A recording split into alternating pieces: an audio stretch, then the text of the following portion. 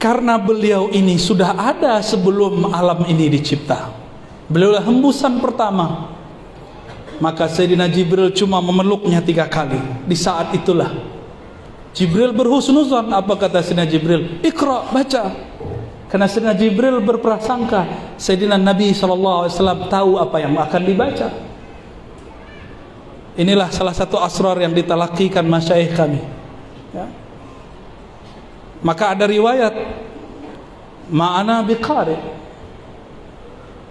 atau ma'aqra, ya. Semuanya menunjukkan lafaz-lafaz makna-makna seperti ini. Oleh karena itu, saya sudah menyebut di pertemuan sebelumnya, apakah Jibril yang jadi guru atau Nabi Muhammad yang jadi guru? Ahlul riwayah mengatakan Sayyidina Nabi yarwi an Sayyidina Jibril. Sayyidina Jibril kalau tahu itu beliau tidak ridha. Kenapa? Ketika Allah mengangkat Sayyidina Nabi SAW ila arsyihi al-azim, Sayyidina Jibril tidak ada hak untuk menapakinya. Fahuwa a'zamu min Sayyidina Jibril. Beliau lebih mulia daripada Sayyidina Jibril. Jadi beliau punya tugas cuma untuk mengingatkan Nabi Muhammad sallallahu alaihi wasallam. Tapi karena kita belajar syariat, belajar zahir, kita tulis juga anin Nabi an Sayyidina Zaid bin Sabit an Sayyidina Utsman an Sayyidina Nabi SAW an Sayyidina Jibril an Rabbil Izzah. Itu zahir yang tertulis. Tapi di akhir zaman ini Allah buka semua. Allah kembalikan sebenarnya bahwa sebelum Jibril ada, Nabi Muhammad SAW sudah ada. Maka terkenalah sebutan salawat Jibril. Itu Sayyidina Jibril ingin melihat Nabi. Ribuan tahun dia bersalawat di langit. Baru Allah izinkan bertemu cahaya Nur Muhammad sallallahu alaihi wasallam. Ayat yang sudah masyhur kita hafalkan. Adinda pasti hafal ya. Wa ma khalaqtul jinna wal insa illa liya'budun. Kata kawan untuk membatalkan maulid pakai ayat ini. Suka-suka dia. Aku tidak ciptakan jin dan manusia kecuali untuk menyembahku. Justru ini dalil maulid. Tidak aku ciptakan, coba diterjemahkan. Tidak aku ciptakan jin dan manusia kecuali untuk menyembahku. Siapakah yang paling sempurna menyembah Allah? Sayyidina Nabi sallallahu alaihi wasallam. Salatnya khusyuk enggak? Yang pakai serban ini khusyuk enggak? Khusyuk apa kusut? Masih main sikut?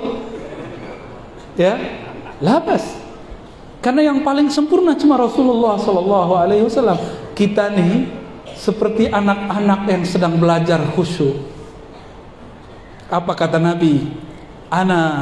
Aku seperti walidukum. Nabi ngomong kepada sahabat, itu sahabat tua-tua. Jenggotnya Masya Allah, badannya kekar-kekar, sudah beruban sebagian. Itu Nabi ketika mau sholat, mereka dirapikan satu-satu seperti anak kecil. Dan mereka itu kalau Nabi sholat ngelirik-ngelirik. Itu lagi sholat, itu sahabat yang sudah tua. Jadi kalau anak-anak ini agak nakal-nakal dikit, mohon dimaklumi ya Bu ya. Nggak apa-apa, tapi ini bukan pembenaran ya. Nggak matanya melirik, kolbunya melirik dunia. Iltifat ila ma siwallah. Allah kan mandang kolbu. Masa lagi sujud masih ingat selain Allah? Masa lagi baca Quran masih ingat selain Allah? Jadi kita ini baru belajar sholat.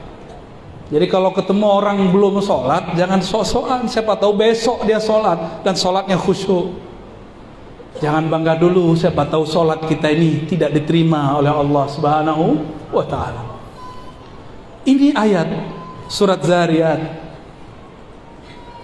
Illa liya'budun, kecuali jin manusia itu menyembahku, agar mereka menyembahku. Dan siapakah yang mengajarkan menyembah Allah? Sayyidina Nabi sallallahu alaihi wasallam. Sayyidina Ibnu Abbas, saya sering sebut ini dalam beberapa keadaan kejadian. Beliau mengartikan, begitu juga muridnya Al-Imam Mujahid, ulama tabi'in.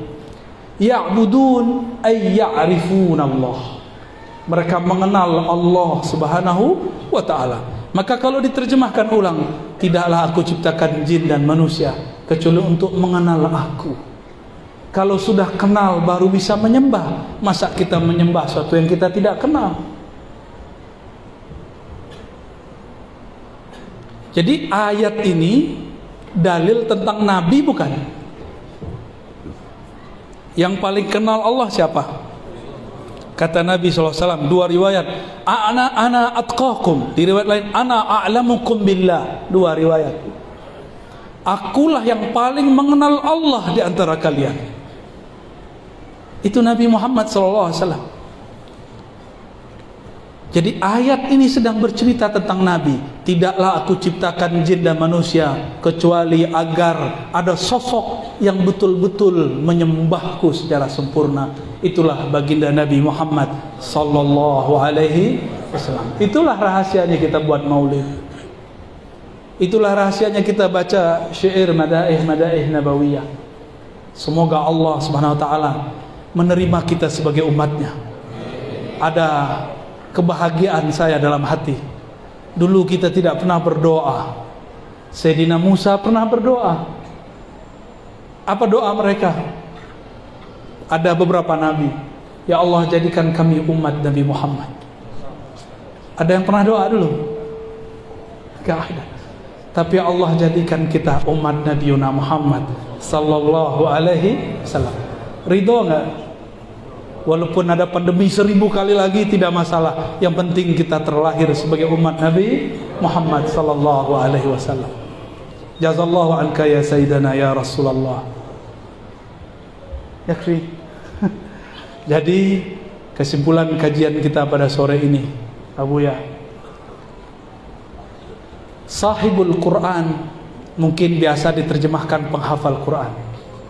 Itu betul makna pertama.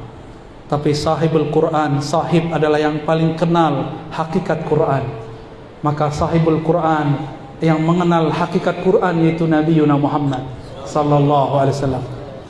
Dan salah satu orang yang kenal Nabi Muhammad adalah aktsaruhum salatan alayya, yang paling banyak bersolawat kepada baginda Nabi Muhammad sallallahu alaihi wasallam. Dengan ini ahlul Quran terbagi, satu penghafal, satu pengamal. Ada dua. Yang ketiga kalau ditambahkan al-ulama. Meskipun mereka tidak hafal 30 juz, tapi mereka menghafal makna-makna di dalam Al-Quran. Mereka juga disebut sahibul Quran. Ya, ada tiga ya. Satu, penghafal.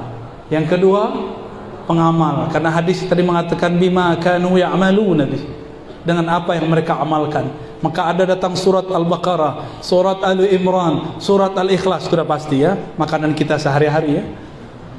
Tapi ada yang ketiga. Maka bagi saya pesantren-pesantren fikih itu juga pesantren Quran, karena mereka mewarisi fikhul Quran. Pesantren akidah, pesantren tasawuf, tarekat, itu adalah pesantren Al-Quran, tapi sisi lainnya Quran, yaitu nurnya, sir zikirnya. Semoga kita dimasukkan oleh Allah kepada ahlul Quran. Amin ya rabbal alamin. Mungkin demikian dari kami Al-Fakir. Mohon maaf para masyayikh habibna, mungkin saul adab kepada antum ya. Dan kalam ini tidak kami alamatkan kepada para masyayikh, tapi kami alamatkan kepada para santri. Para masyayikh sudah a'lam minna bikathir wa aqdam minna fil ilmi wad darajah wal fadl wa kullu shay mimma fadala Allah iyyakum. Nasallallahu al-afwa wal afiyah lana wa liwalidina wa limasyayikhina wa lil hadirin wal hadirat. Amin ya rabbal alamin. Wa sallallahu ala sayyidil wujud walhamdulillahi rabbil alamin. Assalamualaikum warahmatullahi wabarakatuh.